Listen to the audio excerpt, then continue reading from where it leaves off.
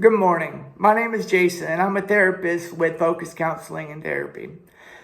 Most of us are working at home right now because of the quarantine, and the government saying that we need to stay away from each other, so we are at our houses.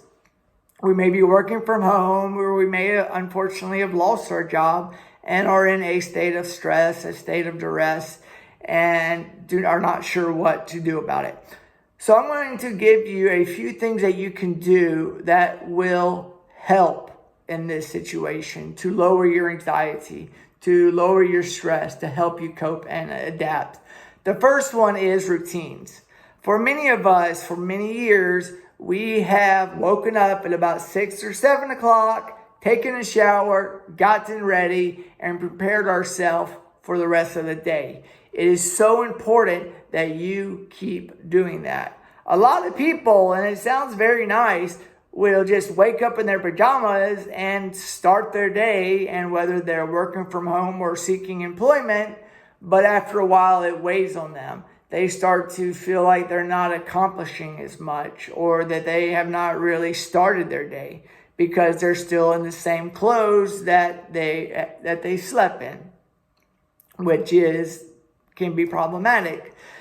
The next thing is maintaining contact with individuals, not just by the phone or text or email, but this type of media where you see each other face to face. That can make a big difference. It may give us time. We may now have time to call those friends that we haven't spoken to in a while and see how they're doing, or family members that we haven't spoken to in a while and see how they're doing.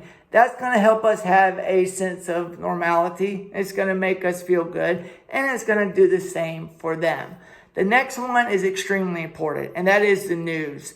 It is good to wake up in the morning and look at the news and find out what's going on, and then stop. And then maybe in the late afternoon or when you're about to go to bed, you can check the news and see what's happening and stop.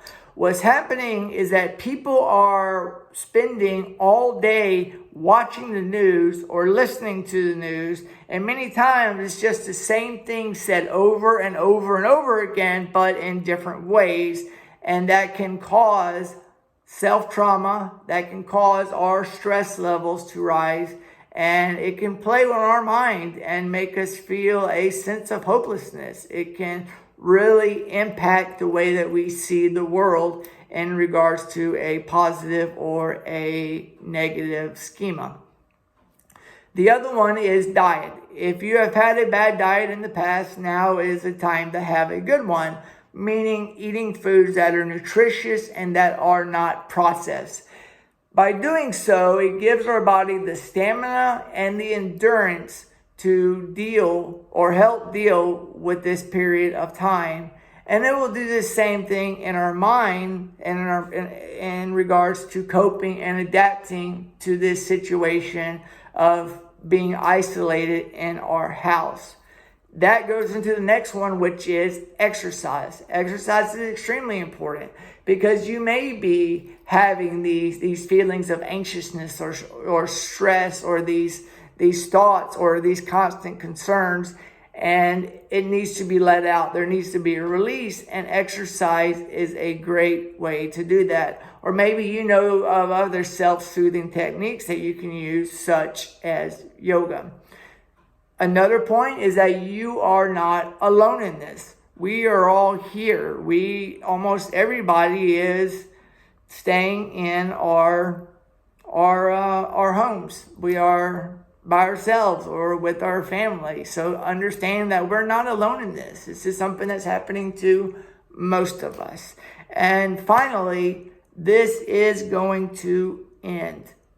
There is going to be a stopping point where life starts to get back to the norm that we were used to. So it's important to remember that this is temporary. A year from now, 2 years from now, 3 years from now, this is going to be a blip on the radar, a memory that we remember, yes. A catastrophe you remember, yes, like 9/11. But our life is going to move on, and your life is going to move on. So those are just a few ways that you can help yourself maintain your sanity during these times. And if you know of anyone that may benefit of this, please feel free to share it. And I thank you for your time, and I hope that you have a great rest of the week.